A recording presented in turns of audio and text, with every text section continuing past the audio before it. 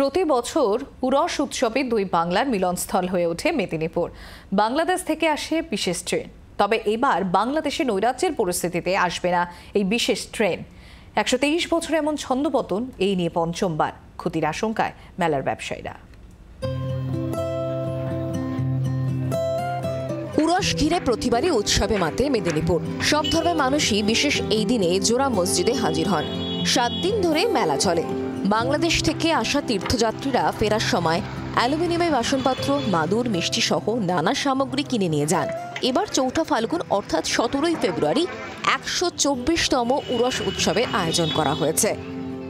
কাঁসাই নদীর ঠিক তীরে ধারে ওখানটায় যারা বাইরে থেকে সমস্ত বাস 40, 50, 60 খানা বাস যারা আছে তারা থাকার ব্যবস্থা ওখানেই করা হয় এবং এখানে সারা দিন সারা রাত এখানেই লঙ্গর চলে এবং যারা আসে তারা এখানেই খাওয়া দাওয়া করে।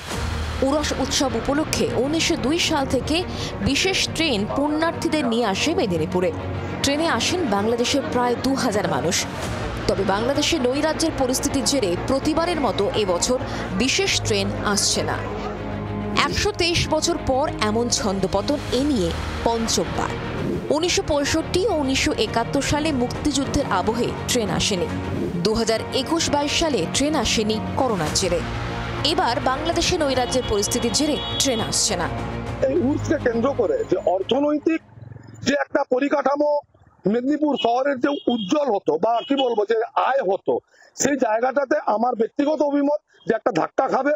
কারণ আমাদের এই এলাকা থেকে প্রচুর পরিমাণে স্টিল, অ্যালুমিনিয়াম, মাদুর, কম্বল, বিভিন্ন গ্রোসারি আইটেমস, বিভিন্ন রকমের জিনিসপত্র বাংলাদেশের লোকেরা কিন্তু এখান থেকে প্রভূত নিয়ে যেতেন। এবছর কিনা বিক্রি একদম কম হবে 25%। সেই জন্য বাংলাদেশের লোক কেউ আসেনি, আর বাংলাদেশের আসলে মেলা পুজোর হচ্ছে। এবছর তো একদম সোনাসানি মার্কেট আছে, কিন্তু এবছর তো সবচেয়ে বড় লস হবে। বাংলাদেশের ট্রেন ঢুকবে নি, ওরাই তো মানে ওদের জন্য ভিড়টা বেশি হয় আর কি। তখন সব মানুষ কেনাকাটাও করে চাহিদা।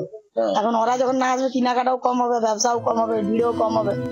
মেলার প্রস্তুতি খতিয়ে দেখেন মেদিনীপুর পুরসভার চেয়ারম্যান। হাজার হাজার পুণ্যার্থী যারা আসবেন বিভিন্ন জেলা থেকে, বিভিন্ন রাজ্য থেকেও আসে, তো তাদের জন্য স্বাস্থ্য শিবির, তাদের জন্য জল, তাদের স্যানিটেশন, তাদের থাকার ব্যবস্থা, প্রশাসন, পৌরসভা, পুলিশ যৌথভাবে সেই কাজটি আমরা সুসম্পন্ন করার উদ্যোগ নিয়েছি। উৎসবে আগতদের জন্য থাকা খাওয়ার বিশেষ বন্দোবস্ত রয়েছে।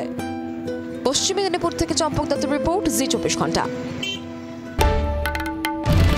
বাংলার আওয়াজ, বাঙালির আবেগ, জি 24 ঘন্টা।